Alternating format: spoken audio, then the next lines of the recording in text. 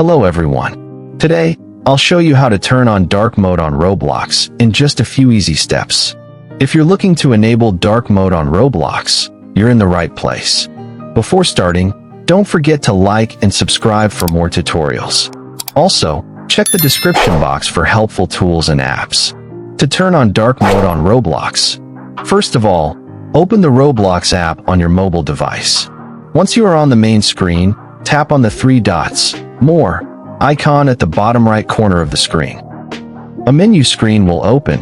From here, scroll down and tap on Settings. From the Settings menu, tap on Account Info. A new screen will appear. Scroll down to the Theme section and tap on the drop-down icon. A pop-up menu will appear. From here, select the dark mode option. The Roblox app will now switch to dark mode immediately, giving you a darker theme that is easier on the eyes.